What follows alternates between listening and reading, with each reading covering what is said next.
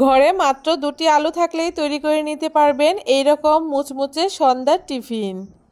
মাত্র 2টি আলু দিয়েই তৈরি করে নিতে পারবেন এই রকম ছোট ছোট একদম মিনি সমুচা।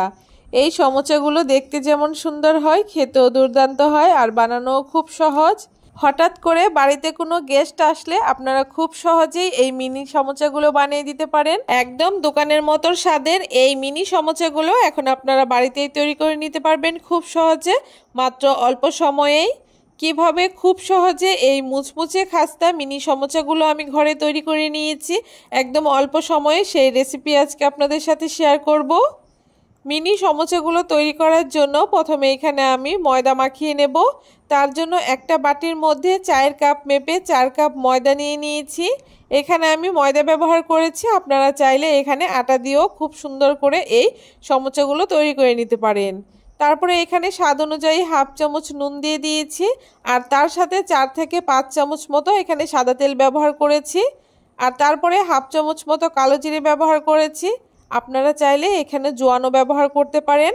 এখন সমস্ত কিছু খুব ভালো করে এভাবে করে ডলে ডলে মাখিয়ে ময়দাটাকে ময়ান দিয়ে নেব। খুব ভালো করে একটু সময় নিয়ে ময়দাটাকে ময়ান দিয়ে নিতে হবে। এই ময়ানটা যত ভালো হবে এই সমুচাগুলোও খেতে ততটাই মুচমুচে আর খাস্তা হবে, তাই একটু সময় নিয়ে ময়দাগুলোকে মাখিয়ে নিতে হবে। মোটামুটি 2 থেকে 3 মিনিট মতো ময়দাটাকে আমি ডলে ডলে মাখিয়ে নিয়েছি। যখন দেখতে পারবেন ময়দার এই মণ্ডটা ঠিক এরকম মুঠো হয়ে যাচ্ছে আর হাত দিয়ে চাপলে খুব সহজে ভেঙে যাচ্ছে, তখন বুঝতে পারবেন ময়দাটা খুব সুন্দর ময়ান দেওয়া হয়ে গেছে। ময়দাটা খুব ভালো করে ময়ান দেওয়া হয়ে গেলে অল্প অল্প করে নর্মাল জল দিয়ে খুব ভালো করে রুটি মাখার মতো একটা ডো তৈরি করে নেব। এই ডোটা খুব বেশি শক্ত আবার খুব বেশি নরমও হবে না। ময়দার ডোটাকে খুব ভালো করে মাখিয়ে নেওয়ার পরে ঢাকা দিয়ে সাইডে রেখে দিয়েছি। এখন আমি সমুচার জন্য আলুর পুরটাকে রেডি করে নেব। তার জন্য উনানে কড়াই বসিয়ে দিয়ে বেশ কিছুটা সর্ষের তেল দিয়ে দিয়েছি, আপনারা চাইলে সাদা তেলও ব্যবহার করতে পারেন। এখন তেলের মধ্যে আমি 1 মুঠো চীনাবাদাম দিয়ে দিয়েছি। বাদামগুলোকে মিডিয়াম আঁচে উল্টে পাল্টে একটুখানি লালচে করে ভেজে তুলে নিচ্ছি। বাদামগুলো ভাজা হয়ে যাওয়ার পরে এখানে ফোড়নের জন্য ওই তেলের মধ্যে আমি 5 ফোড়ন দিয়ে দিচ্ছি হাফ চামচ মতো আর সামান্য একটুখানি হিং দিয়ে দিচ্ছি। হিংটা ব্যবহার করলে টেস্টটা বেশি ভালো হয়, তবে আপনারা চাইলে নাও দিতে পারেন। নেড়ে চেড়ে মশলাটাকে একটু লালচে করে ভেজে নেওয়ার পরে এখানে থেতো করে রাখা আদা আর কাঁচা লঙ্কা দিয়ে দিচ্ছি 1 চামচ মতো। আদা আর কাঁচা লঙ্কাটাকে একটুখানি নেড়ে চেড়ে ভেজে নিচ্ছি। এই সময় উনানের আঁচটাকে মিডিয়ামে করে দিতে হবে আর তারপরে এখানে 2টো শুকনো লঙ্কাকে এরকম কুচি কুচি করে কেটে দিচ্ছি। আপনারা চাইলে ফোড়নেও এই শুকনো লঙ্কাটা দিয়ে দিতে পারেন। এখন এক এক করে গুঁড়ো মশলাগুলোকে ব্যবহার করছি। হাফ চামচ করে হলুদ গুঁড়ো, জিরে গুঁড়ো, লঙ্কার গুঁড়ো দিয়ে দিয়েছি আর স্বাদ অনুযায়ী নুন দিয়ে দিয়েছি। সমস্ত কিছু একসাথে নেড়ে চেড়ে হালকা করে একটুখানি ভেজে নিয়েছি মিডিয়াম আঁচে। মশলার কাঁচা গন্ধটা চলে যাওয়ার পরে এখানে আগে থেকে সেদ্ধ করে রাখা মিডিয়াম সাইজের 4টে আলুকে এরকম হাত দিয়ে আমি একটু ভেঙে তারপরে এই মশলার মধ্যে দিয়ে দিচ্ছি। আলুটাকে ভেঙে দেওয়ার পরে এখানে সামান্য একটুখানি বিট নুন দিয়ে দিচ্ছি, এতে টেস্টটা বেশ ভালো হয়। তার সাথে হাফ চামচ মতো এখানে গরম মশলার গুঁড়ো দিয়ে দিয়েছি আর কিছুটা ধনেপাতা কুচি দিয়ে দিয়েছি আর তার সাথে আগে থেকে ভেজে রাখা বাদামটাকেও দিয়ে দিলাম। এখন সমস্ত কিছু একসাথে খুব ভালো করে মিশিয়ে নেব। মিডিয়াম আঁচে উনানের আঁচটাকে রেখে খুব ভালো করে এখন আলুর পুরটাকে কিছুক্ষণ রান্না করে নেব। আপনারা চাইলে আলুগুলোকেও একটু গোটা গোটা করেও রাখতে পারেন, আবার একেবারে ম্যাশ করেও নিতে পারেন। দেখুন খুব ভালো করে নেড়েচেড়ে কিছুক্ষণ রান্না করে নেওয়ার পরে আলুর পুরটা আমার একদম রেডি হয়ে গেছে। এখন আলুর পুরটাকে নামিয়ে আমি ঠান্ডা করে নেব। আলুর পুরটা ঠান্ডা হতে হতে এইদিকে একটা বাটির মধ্যে আমি চামচ মেপে 4 চামচ সাদা তেল নিয়ে নিয়েছি আর তার মধ্যে আমি 2 চামচ কর্নফ্লাওয়ার দিয়ে খুব ভালো করে মিশিয়ে একটা ব্যাটার তৈরি করে নিচ্ছি। আমি এখানে সাদা তেল ব্যবহার করেছি, আপনারা চাইলে এখানে ঘি বা বাটারও ব্যবহার করতে পারেন। খুব ভালো করে মিশিয়ে ব্যাটারটাকে আমি তৈরি করে নিয়েছি। ব্যাটারটা তৈরি হয়ে গেছে আর এদিকে আমি ময়দা থেকে ছোট ছোট করে লেচি কেটে নিয়েছি। এখন এক একটা করে লেচি ময়দার মধ্যে গড়িয়ে খুব ভালো করে রুটির মতো করে পাতলা পাতলা করে বেলে নেব। দেখুন এইভাবে করে রুটিগুলোকে যতটা সম্ভব পাতলা করে আমি বেলে নিয়েছি আর একই রকম করে বাকি লেচিগুলোকেও আমি এইরকম রুটির মতো করে বেলে নিয়েছি আর তারপরে একটা করে রুটি রেখে তার উপরে যে ব্যাটারটা তৈরি করে রেখেছিলাম কর্নফ্লাওয়ার আর সাদা তেল দিয়ে, সেইখান থেকে 1 চামচ ব্যাটার দিয়ে খুব ভালো করে রুটির গায়ে লাগিয়ে নিচ্ছি। এভাবে করে তার উপরে আরও একটা রুটি রেখে তার উপরে আবারও ব্যাটার দিয়ে খুব ভালো করে মাখিয়ে আরেকটা করে রুটি এভাবে করে পরপর করে আমি সবগুলো রুটিকে এইখানে সাজিয়ে নিচ্ছি। দেখুন একই রকমভাবে সবগুলো রুটি এখানে আমি একটার উপর একটা দিয়ে সাজিয়ে নিয়েছি। আর তারপরে বেলনির সাহায্যে খুব ভালো করে এই রুটিটাকেও একদম পাতলা করে বেলে নেব।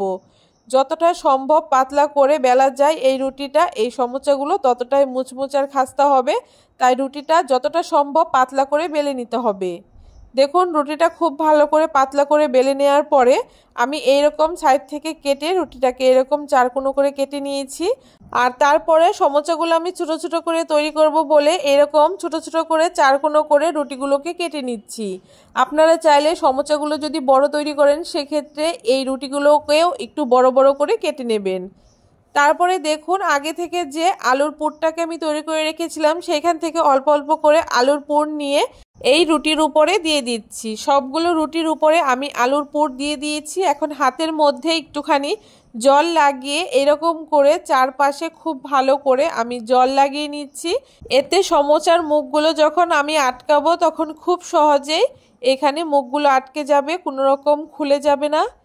এইভাবে করে হাতে নিয়ে এইভাবে আস্তে আস্তে করে আমি সমোসার মুখগুলোকে আটকে দিচ্ছি। প্রয়োজনে আপনারা হাতের মধ্যে আরও কিছুটা জল লাগিয়ে এই সমোসার মুখগুলোকে খুব ভালো করে আটকে দেবেন।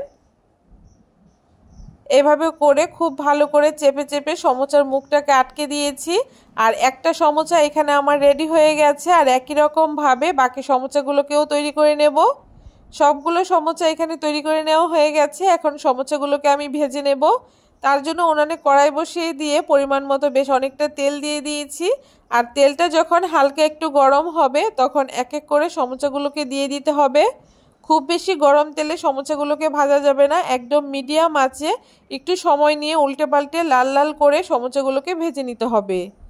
দেখুন এক এক করে মিডিয়াম আঁচে উনানের আঁচটাকে রেখে আমি সমোসাগুলোকে দিয়ে দিচ্ছি। আর একটু সময় নিয়ে মাঝে মাঝে উল্টে পাল্টে সমোসাগুলোকে এখন লাল করে ভেজে নেব। এভাবে করে আলতো হাতে প্রথমে একটুখানি নাড়িয়ে চাড়িয়ে দিচ্ছি। যখন দেখবেন সমোসাগুলো হালকা একটু কালার চলে এসছে তখন আবারও খুব ভালো করে একটুখানি উল্টে দিতে হবে।